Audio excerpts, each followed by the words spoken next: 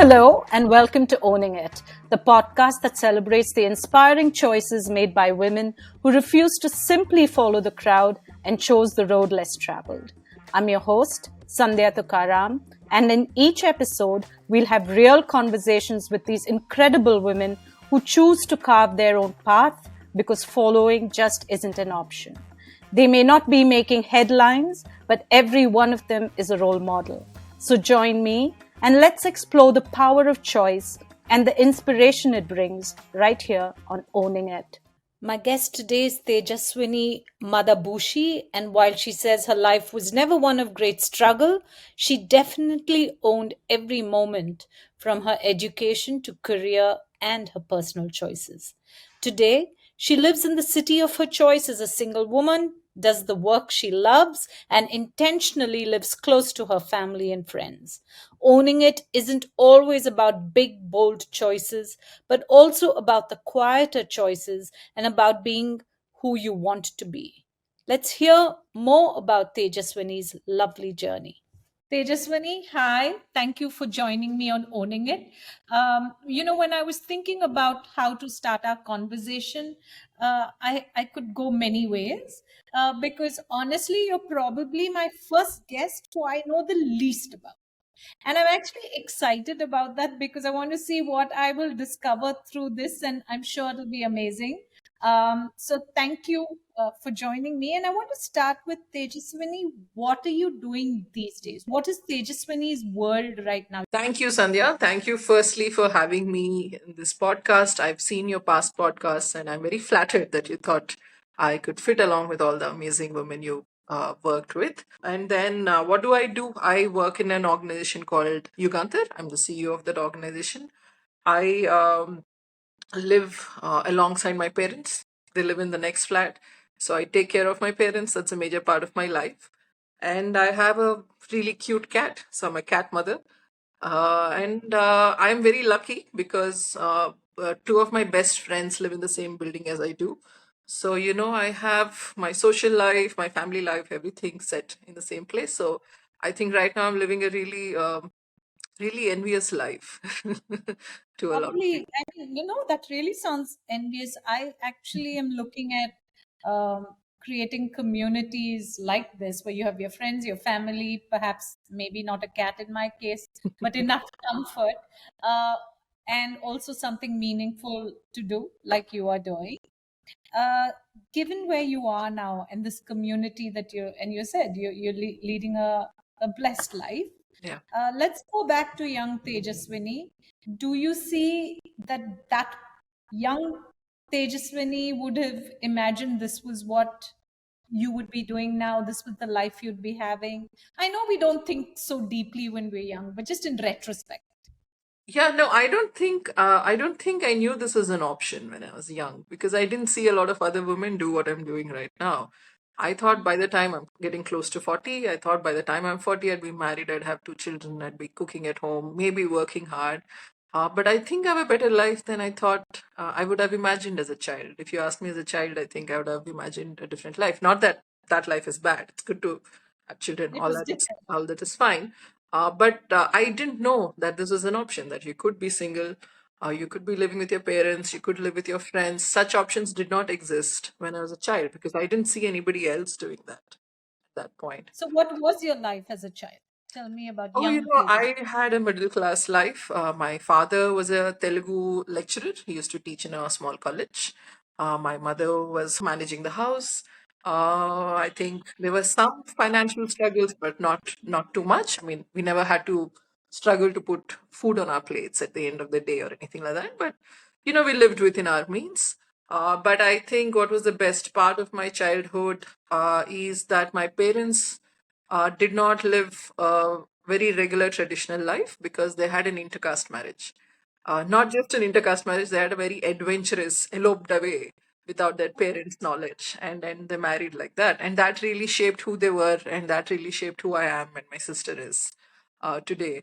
Because they were part of a group called Kulnir Mulana Sangam. It's based here in Hyderabad. And that was our whole life. That was our extended family because we didn't have many contacts with our own extended family because they were my parents were kind of out of that scene. They were ostracized for a bit. It's different now. We meet our relatives a little bit more, but growing up we didn't.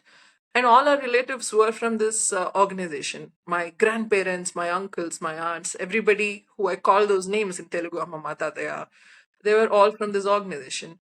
And they were all very progressive people who believed in a country that is casteless, in a country that did not have religious differences, in a country that was equal. So I think that really determined what I am today.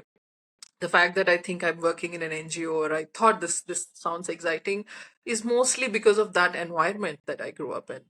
And my parents, I think they were less progressive than a lot of other people in that organization. They're trying to learn, and they were open for us to question them always. We could always question everything they said, l- and and I think that really helped shape who we are and to become very confident as people because our parents gave us that space.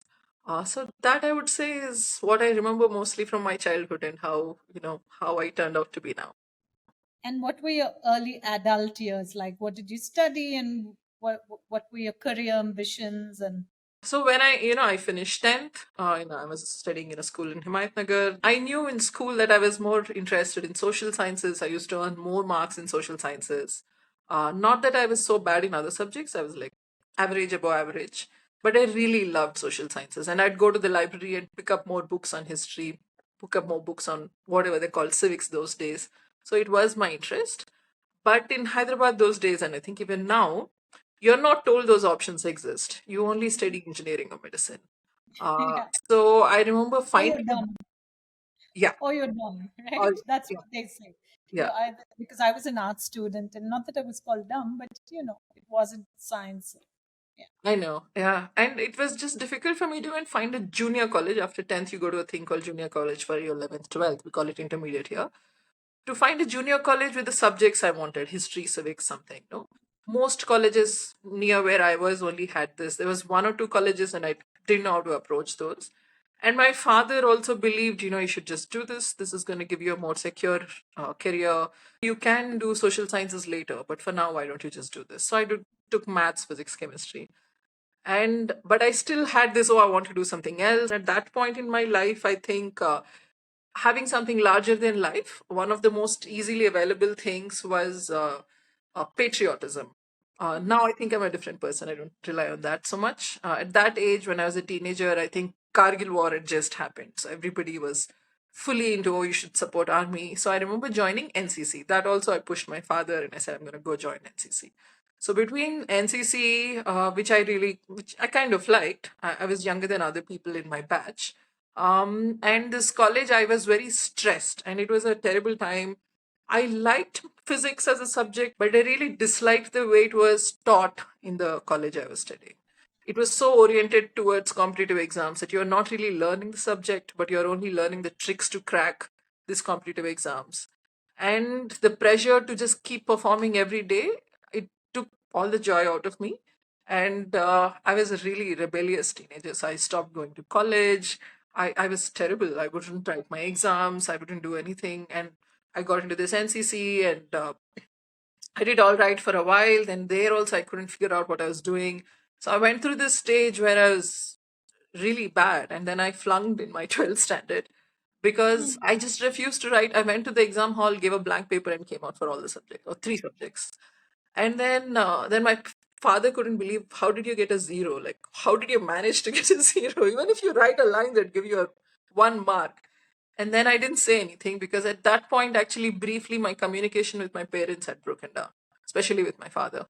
And then I think for a year I was home, and it gave me a lot of time to read lots of other books and contemplate and figure out what I want to do with my life. And my parents also figured out this is not what she wants. And then they said, okay, now you can do whatever you want. Earlier, they wanted me to do engineering. And because that I had that NCC, I would get some reservation and I could have got a seat easily.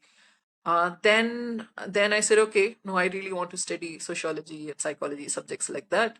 And they said, okay, you can go ahead, do this. Then I wrote my exams, cleared all of them. And then I went to Nizam College in Hyderabad, which really turned my life because I really became a different person after I went to the college. I was very confident. I loved what I was studying. I would go read quite a bit. But more than that, lots of conversation with other students in the college about the world, about different, discovering different political ideologies, learning different social theories.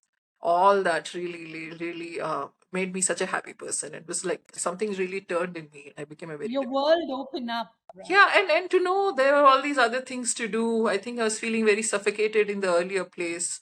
I think even the students there had potential, but the way you were taught, everything else had to be, you couldn't have your own opinion. You didn't have individuality. There were formulas and you follow those formulas. You don't even think where they came from. To this place where I could think, and, in college, I remember we had a discussion forum of which I was also an active member. And every week we'll think of a new topic and have a discussion. And really passionate discussions. And I became an organizer in the sense that now, because I'm an active member of this, I had to go and grab more students to come join it. So that's my teenage. For my parents, I think even now it's very traumatic that I went through the stage where I was almost suicidal and they didn't know that, they didn't know what to do with their daughter. And after that, I think there's no looking back because this is the space I needed to be in, and I really thrived.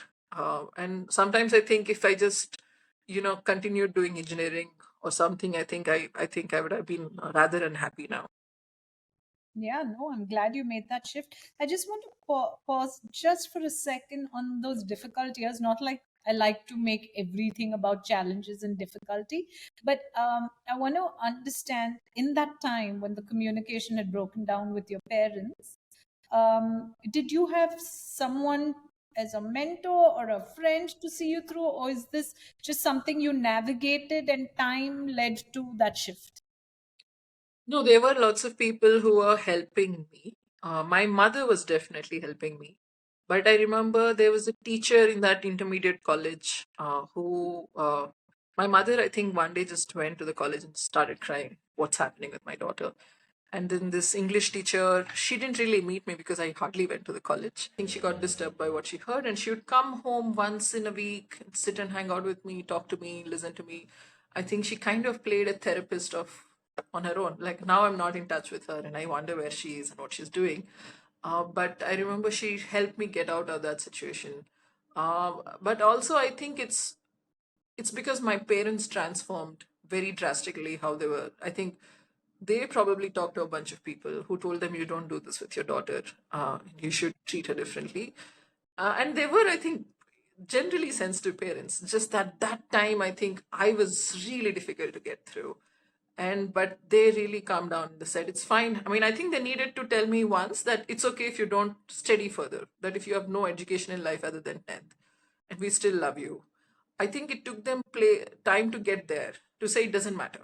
Because at that point the risk was that I would have only done my 10th and nothing else. And that was really unimaginable for both my parents. Yeah.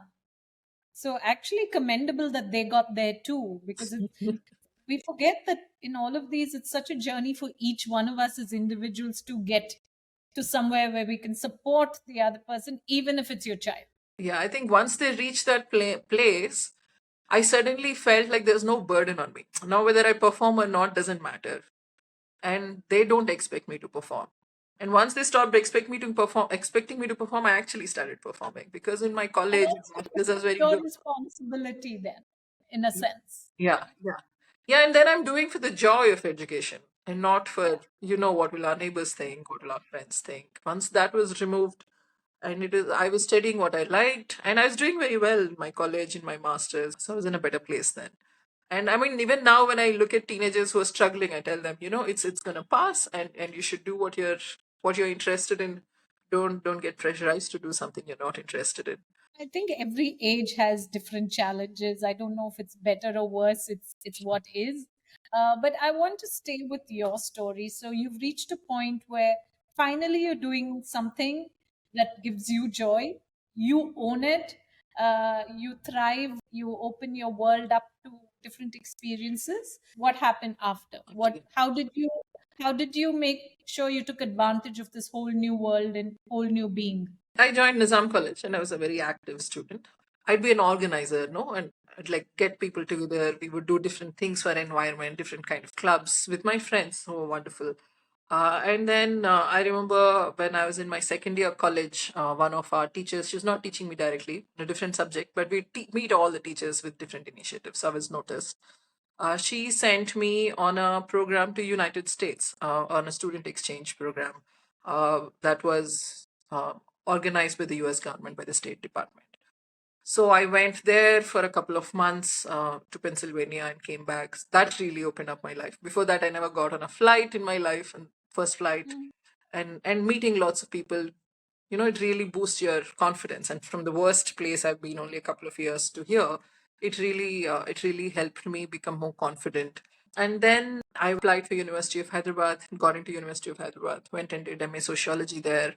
And while I was there, I went to Hiroshima because I was involved in some uranium activism. Again, some like a movie I saw when I was in college, and I met the film director. I said, "I believe in your cause." Went and visited these uranium Amazing. mine areas called Jaduguda. Spent a month there doing some survey they were working on. I went and volunteered and spent some time there.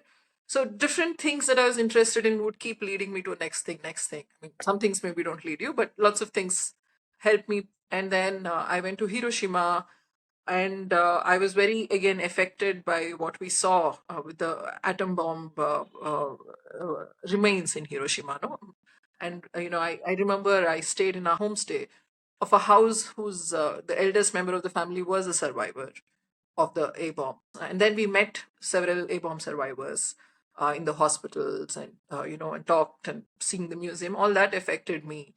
And I remember around then I thought I want to do some work, or I want to study and work in an area where I will do something to reduce conflicts in the world, reduce war, reduce hatred. So that became a very strong thing in my head after that. Then I wanted to, then I discovered that there's a subject called conflict resolution. And then I went on to apply for a master's in conflict analysis and resolution in US, in George Mason University. So after my master's in HCU, I went to US to study that. And I did that master's, and I came back to India because I knew India is where I wanted to work. At that point, Yugantar was doing a small intervention on conflict resolution. That's how I joined. And then I continued to work in Yugantar, and now I'm running the organization. I want to move to Tejaswini now leading with the life she has chosen. I love that. Like we started there, right? The community, the cat, the parents, the friends. Um, let's spend a moment on that. What does that really mean? It means I don't have to cook every day. I do my own laundry and stuff. I clean my house, but some things are taken care of. And it also, there was a time where I think 5 6 years ago I was thinking of finding a job abroad and moving away, and I was thinking, I can do more in my life. And I just remember my parents' health. Not that they're very chronic issues, but they were smaller issues that I was feeling nervous about leaving them, and then I decided to stay back. And I think I at that point I did not know I'd be leading Uganda. I was working in Uganda, but I didn't know I was going to get this opportunity. Uh, so that worked out all right, and I'm feeling content that I've not given up on something to take care of my parents. That my career is also in a good place. And then I decided I'm going to spend some more years with my parents, and I think I also worry a lot of times that my parents are older. They're probably going to die before me, and I don't want to regret that I didn't spend enough time with them. So that's very important to me. Uh, Having said that, I fight a lot with my parents, and it's not. I'm not an easy daughter. I'm not the most devoted daughter in that sense, but I think it's my responsibility. And I wanted my own space. They live in a different apartment. I live in a different apartment, but in the same building. Friends, just because we had more flats in the same building, and if they're in Hyderabad, it's so difficult for single women to find apartments to rent, that we tend to, even if it's not my parents, we tend to rent it out to single women because otherwise nobody does. And I think they're really good tenants to have. They pay rent on time, they keep the house clean, they're very responsible. So to all the landlords out there, please rent out your apartments to single women. And so I mean, friends just happened because they were looking for flats in Hyderabad, and we could do that. I still think it is okay if you want to move abroad and do that. No judgment there, but it's working well for me to do this. Especially because my career is working out well. If my career was not working out well, then I think I'd be unhappy a little bit. But now it's working out quite well. I want to stay briefly on the single bit, right? I'm 53 and single, and I've found it very easy. When I say single, it means not married. I don't mean I don't have a partner. For the world, especially in the Indian context, has it been easy for you to be single? I would say relatively easy, especially now after I think I've crossed my 35, nobody bothers me anymore. But I think there's this age where people would get very worried. Why are you not getting married? I think it's easy because my parents let me. I think the shock I gave them in my teenage, after that, they just don't bother me over anything else. And also, I think they realize we are happy like this. My sister is also single. She's in her early 30s, but that's also like past the age of what is approved to be unmarried in our country for a lot of people. Sometimes there are neighbors, family, friends who say, "Why you're not getting married?" And they think I'm very unhappy. Then they'll say, "Oh, you don't need to sacrifice your life for social work." And I'm like, "I'm not sacrificing anything." That is why, because I work in an NGO, a lot of people assume I want to remain single and dedicate my life to the people. Like, no, that's not true. I'm like this because I'm happy like this. Maybe I'll marry at some point if I want to, but right now I'm happy like this. At some point it was difficult, now it's not, but I think it's because I have some privileges and resources. For example, I don't have to go looking for a house for rent. I own, my parents own this house. If I had to do that, I think it'd be more difficult. Lots of other things become easy because I have resources that let me do it. But one funny thing is, a lot of times when I meet new people, either through professionally or some other occasion, I know immediately they're scanning my body to see, are there toe rings? There's nothing in the neck. Is there any sign of marriage? You look old enough to be married, but why are you not married? And that they're not concentrating on what they're talking to me, but their head is working somewhere else, trying to figure out Slot you in this to place me in some married or box. Complete strangers would then go and say, "Oh, but why are you not married?" Then they figure out in some time that I'm not married. Then they say, "What is the problem? You look all right. You're not ugly looking. Why are you not getting married?" So people get, then I have to like tell them to back off a little bit and say, it's my personal life. I don't know you. I don't want to discuss this with you. Then people shut up. But sometimes, like, it's random people on the street sometimes who'll get into this conversation. So it's mildly annoying, but I wouldn't say it is. It's very difficult.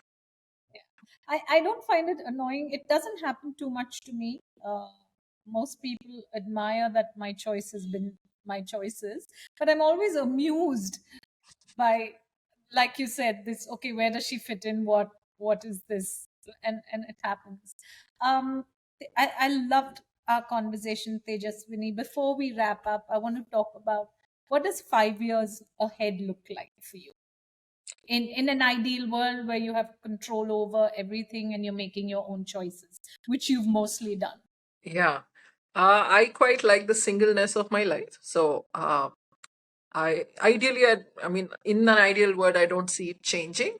Not that it won't change, or I don't know. I don't know that uh, for sure. But I'd be quite happy to be single. I have no problem with that. Um, Career wise, I think I stayed in my organization for 12 years now. As much as I love it, it's become my comfort zone, and I want to get out of my comfort zone and try something new. I want to work more on, recently, we've been working a lot on financial literacy of women, and I think that's very important. I see myself working more on that. Because I think for women to manage their own finances is very, very important. And to be able to control finances of the family is extremely important for the empowerment, as one says. I think finance is a very crucial thing. So I see myself working more on that, continuing some association with the organization I have, but maybe working somewhere else, because I think it's time that I do something else. I've been saying this to all my colleagues, and they're also just irritated how many times I say this. And in 5 years, I'm going to go and do something else. I hope my parents are healthy and are able to manage their health. That's something I definitely see in my ideal world 5 years from now. Um, and that, I continue to have my friends very close to me. Lovely. Keep owning it, Tejaswini. I cannot imagine why you said you were wondering why I had you on this podcast. I've loved every minute of it. It's given me food for thought, and I'm going to think about many things from this. Thank you. Thank you so much. This was easier than I imagined. First, I was like, do I have anything worth saying podcast? But you made it very easy. And it was so easy to talk to you. And you're so encouraging. Thank you so much. Thank you. Thank you for joining us on Owning It. With every conversation with women who are taking control of their narrative, I'm constantly inspired. Don't forget to tune into the next conversation with yet another woman choosing her own path and owning it.